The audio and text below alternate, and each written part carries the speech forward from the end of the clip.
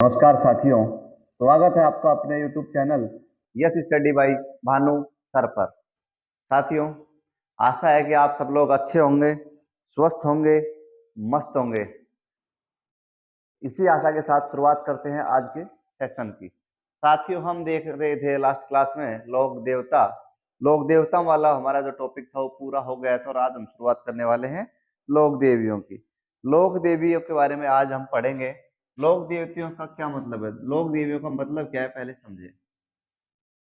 लोक देवी, लोक देवी का मतलब साथियों, लोक देवी का मतलब कि ऐसी देवियां जिनकी पूजा लोग कुछ ही अच्छे चमत्कार करने के बाद करने लगे, वो सब क्या कहलाई, लोक देवियां। या इन्होंने कुछ ना कुछ करके चमत्कार करके दिखाया, उसके बाद ये क्या बन गई, लोक देवी। तो साथियों, आज हम शुरू करने वाले हैं पहली लोक देवी, जिसका नाम है करणी माता। करणी माता के बारे में साथियों आज हम पढ़ने वाले हैं। पहले पढ़ेंगे जन्म के बारे में। जन्म के बाद साथियों हम पढ़ने वाले हैं इनके पिताजी का नाम, पिताजी और माताजी दोनों का नाम। उसके बाद साथियों इनका मेला, मेले के बाद साथियों हम देखने वाले हैं मंदिर, मेले के बाद साथियों हम देखेंगे मंदिर, मंदिर के बाद हम देखेंगे कि जो विशेष बातें वो सब। सबसे पहले बात करने वाले हैं जन्म की। तो साथियों इनका जन्म होता है सन 1387 में। कब होता है इनका जन्म? होता है साथियों 1387 ईस्वी में। कहाँ होता है साथियों? जगह पड़ती है बीकानेर के अंदर, स्वाप नाम की। स्वाप नाम कहाँ पड़ता है? बीकानेर में। तो बीकानेर में करणी माता का जन्म होता है। साथियों उसके बाद बात करें गुरु जी के पिताजी का नाम क्या है और माताजी का नाम क्या है। तो पिताजी का नाम ध्यान रखेंगे साथियों, इनके पिताजी का नाम साथियों था, क्या था? नेहा जी। और माता जी के अगर नाम की बात करें तो माता जी का नाम था साथियों देवलबाई। करणी माता के बारे में हम पढ़ रहे हैं साथियों। तो बात करेंगे हम कि पिता का नाम था मेहाजी और माता का नाम था देवल बाई। गुरुजी मेला कब? मेला भरता है नवरात्रों में, और नवरात्रे साल में 2 बार आते हैं साथियों, चैत्र और अश्विन माह में। चैत्र और अश्विन माह में इनका मेला भरता है। ध्यान रखें कि साल में 2 बार करणी माता का मेला भरता है। उसके बाद साथियों बात करें जिनका मंदिर कहाँ है। तो मंदिर साथियों बीकानेर जिला के अंदर एक तहसील है, तहसील का नाम है नोखा। नोखा तहसील, बीकानेर जिले के अंदर नोखा तहसील। और नोखा तहसील के अंदर एक गांव है साथियों जिसका नाम है देशनोक। क्या नाम है? देशनोक। अब देशनोक में इनका मंदिर है। और उसके बाद साथियों हम बात करेंगे मंदिर कहाँ है इनका साथियों? देशनोक में। तो ये कुछ बातें करणी माता की इंपॉर्टेंट बातें। उसके बाद देखो देखो इनके मंदिर में जाते हैं तो इनके मंदिर में मिलते हैं चूहे, इसलिए इन मंदिर को क्या कहा जाता है? इन मंदिर को कहा जाता है टेम्पल ऑफ रेट्स, या चूहों का मंदिर। चूहों का मंदिर, करणी माता मंदिर को साथियों क्या कहा जाता है? चूहों का मंदिर। और चूहों का मंदिर कहा जाता है किसको? करणी माता के मंदिर, करणी माता के मंदिर को। उसके अलावा बात करें कि गुरुजी चूहों को चूहा नहीं कहा जाता, चूहों को साथियों का क्या कहा जाता है? चूहों को साथियों कहा जाता है काबा। और जो सफेद चूहे होते हैं उन्हें विशेष रूप से काबा कहा जाता है। सफेद चूहों को विशेष रूप से क्या कहा जाता है? काबा। और उसके बाद मैं बात करूं कि कहा जाता है, ऐसा माना जाता है कि जिसको अगर सफेद चूहे दिख गए या सफेद काबा दिख गए तो उनका भाग्य उदय हो जाता है। तो साथियों ध्यान रखें, सफेद चूहों के दर्शन किसी किसी को ही होते हैं, जिसको हो जाते हैं उसका भाग्य उदय हो जाता है। उसके बाद साथियों हम बात करें करणी माता की क्या क्या उपलब्धियां। तो करणी माता ने साथियों मेहरानगढ़ मेहरानगढ़ दुर्ग का निर्माण करवाया। करणी माता ने क्या किया? मेहरानगढ़ दुर्ग का निर्माण, करणी माता ने मेहरानगढ़ दुर्ग का निर्माण नहीं करवाया, करणी माता ने मेहरानगढ़ दुर्ग की नींव रखी थी। नींव रखी थी साथियों, ध्यान रखें किसने? करणी माता ने। किसकी रखी थी? मेहरानगढ़ दुर्ग की नींव किसने रखी? तो साथियों हम बता देंगे करणी माता ने। उसके अलावा इन्होंने राठौड़ शासक बीका को बीकानेर का आशीर्वाद दिया, बीकानेर शहर बनाने का, बीकानेर शहर बसाने का, बीकानेर का आशीर्वाद दिया कि तुम बीकानेर बसाओगे। तो साथियों ध्यान रखें, इतनी बातें ध्यान रखेंगे, मेहरानगढ़ दुर्ग का निर्माण और बीकानेर का आशीर्वाद दिया बीका को। उसके बाद साथियों बात और हम करें थोड़ी सी बातें, उसके बाद थोड़ी सी बातें और कर लें। आशीर्वाद किसने दे दिया? आशीर्वाद दे दिया किसने? करणी माता ने बीका को बीकानेर का निर्माण का आशीर्वाद दिया। उसके बाद साथियों बात करने वाले हैं, इनके एक मंदिर है उधर देशनोक के अंदर, नेहड़ जी का मंदिर या नेहड़ी जी का मंदिर। नेहड़ी जी के मंदिर का क्या मतलब है देखें। नेहड़ी क्या होती थी? जैसे अपन बिलोना जो होता है, छाछ बिलोते हैं, वैसे खेजड़ी के अंदर रस्सी डालकर छाछ बिलोई जाती थी। कहा जाता है करणी माता गाय रखती थी और छाछ बिलोती थी खेजड़ी के अंदर। वही खेजड़ी के पास एक बड़ा विशाल मंदिर बना दिया गया, वो मंदिर किसका कहलाया? नेहड़ी जी का मंदिर। साथियों उसके अलावा और देखें थोड़ा सा करणी माता के बारे में, तो कहा जाता है कि जिस खेजड़ी पर छाछ बिलोती थी, उस खेजड़ी की छाल से, छाल समझते हो पत्तियां, छाल से चर्म रोग भी ठीक हो जाते हैं। तो साथियों थोड़ा सा ध्यान रखें, नेहड़ी जी का मंदिर और जो जो खेजड़ी पर छाछ बिलोते थे, उस खेजड़ी की जो छाल है, उससे चर्म रोग भी ठीक हो जाते हैं। उसके बाद साथियों बात करें करणी माता की कुछ बातें, उसके अलावा देखो करणी माता खुद देशनोक में या अपना इनका एक गांव था, उसमें क्या करती थी? तेमड़े राय माता के मंदिर की पूजा करती, या तेमड़े राय एक माता थी, तो तेमड़े राय माता के मंदिर की पूजा करती थी कौन? करणी माता। तो ध्यान रखें कि करणी माता की इष्ट देवी कौन थी? तो तेमड़े राय माता। तो ध्यान रह जाएगी ये बातें। उसके अलावा साथियों बात कर ले कि करणी माता के ना फेस के ऊपर या मुंह के ऊपर बाल आने लग गए थे, दाढ़ी आ गई थी, इसलिए इन्हें कहते हैं दाढ़ी वाली डोकरी। दाढ़ी वाली डोकरी एग्जाम में साथियों पूछ सकता है कि दाढ़ी वाली डोकरी किस लोक देवी को कहा जाता है? तो साथियों हम बात करेंगे किसकी? दाढ़ी वाली डोकरी किस लोक देवी को कहा जाएगा? तो साथियों हम बात करेंगे करणी माता की।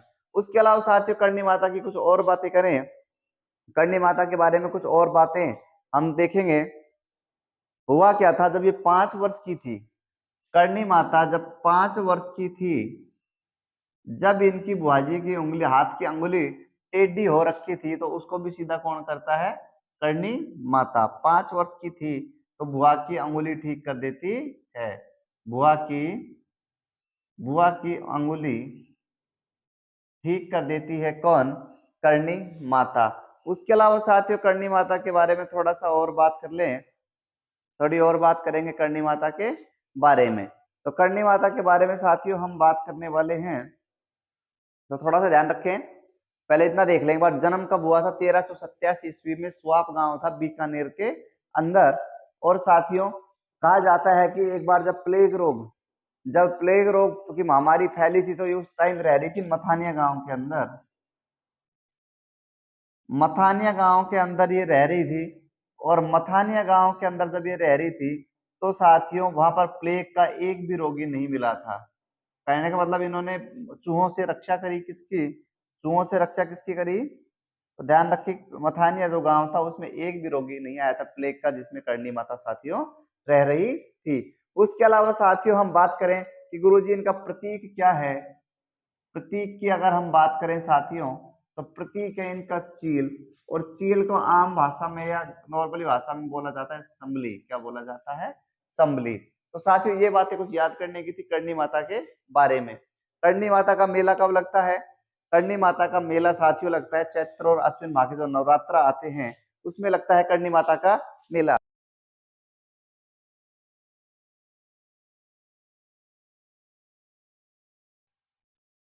इसके अलावा साथियों करणी माता के बारे में कुछ और बातें करें, तो कि उनकी पूजा कौन कौन करता है?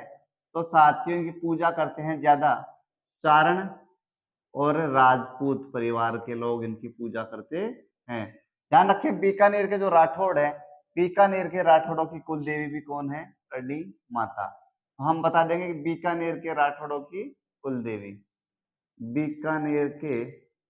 बीकानेर के राठौड़ों की कुल देवी भी कौन है साथियों?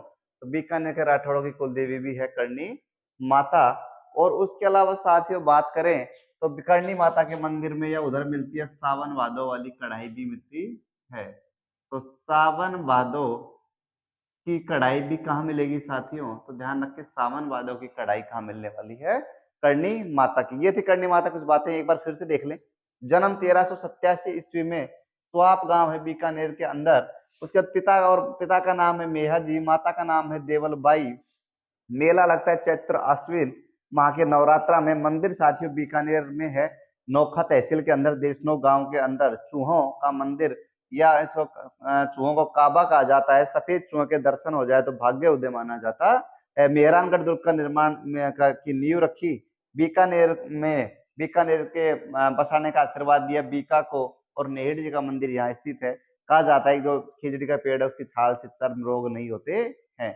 उसके बाद बात करें तेमड़े राय माता का मंदिर, डाडी वाली डोकरी भी कहते हैं। तेमड़े राय माता इनकी इष्ट देवी थी। 5 वर्ष की आयु में अपनी बुआ की उंगली टेढ़ी हो गई थी, तो सीधी कर दिया था। और एक बार प्लेग रोग आया जब पूरे भारत में, तो मथानिया गांव में एक भी रोग प्लेग बीमारी से रोगी नहीं था। सावन भादो की कढ़ाई मिलती है, बीकानेर के राठौड़ों की कुलदेवी कहलाती है। पूजा करते हैं चारण और राजपूत परिवार। प्रतीक प्रतीक इनका है चील, और चील को आम भाषा में कहा जाता है साथियों संभली। तो साथियों ये बात थी जीर्ण माता के बारे में, सॉरी करणी माता के बारे में। और अब हम पढ़ने वाले हैं किस लोक देवी? दूसरी लोक देवी जीर्ण माता।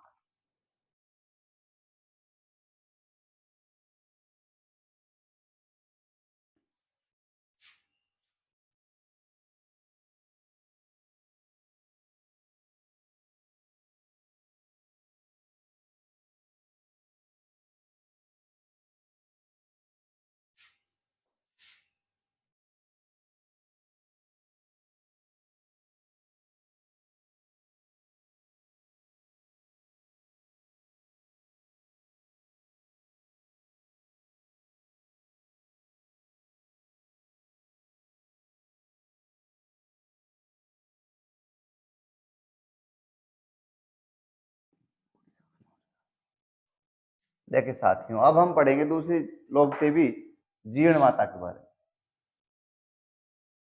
जीर्ण माता, जीर्ण माता के बारे में देखो, मोटी मोटी बातें करने वाले हैं कि जीर्ण माता जो मंदिर है उसका निर्माण कौन करवाता था? एक चौहान सामंत होता है, चौहान सामंत। चौहान सामंत का नाम क्या होता है साथियों? उसका नाम होता है हट्टड़ मोहिल। क्या नाम होता है? हट्टड़ मोहिल।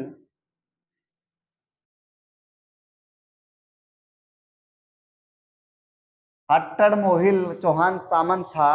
किसके टाइम सामंत था? तो ध्यान रखें, पृथ्वीराज चौहान फर्स्ट के टाइम।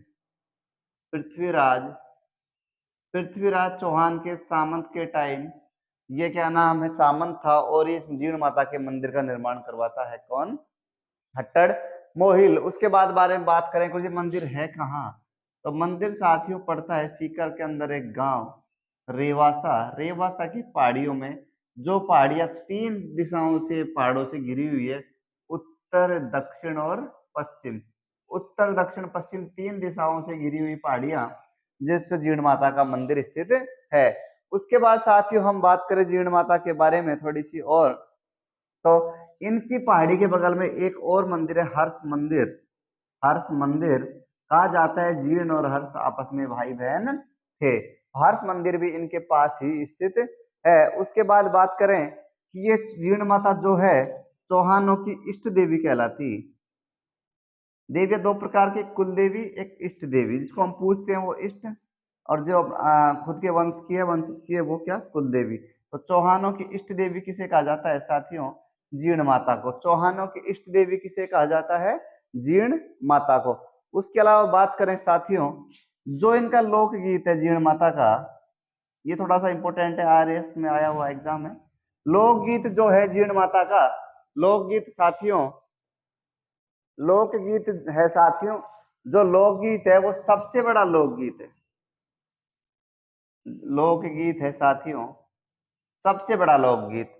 एग्जाम में सवाल ये पूछा गया था किस लोक देवी का गीत सबसे बड़ा है, तो हम आंसर देंगे साथियों सबसे बड़ा जो लोकगीत है वो हमारी जीर्ण माता का है। उसके बाद साथियों हम बात करें इनके बारे में, थोड़ी सी और बात करें कि जब औरंगजेब का शासन, राजस्थान में औरंगजेब शासन कर रहा था, तो उस टाइम औरंगजेब इस मंदिर को, क्योंकि औरंगजेब ने सभी मंदिर तोड़वाने की कोशिश करी और इस मंदिर को तोड़वाने के लिए वो भेज देता है अपनी सेना को, कहाँ, ये जाओ जीण माता के मंदिर को तोड़ के आओ। तो सीकर में इनकी माता जीण माता सीकर में आती है, सीकर में आते हैं औरंगजेब के आधीन, मंदिर को तोड़ना शुरू करते हैं।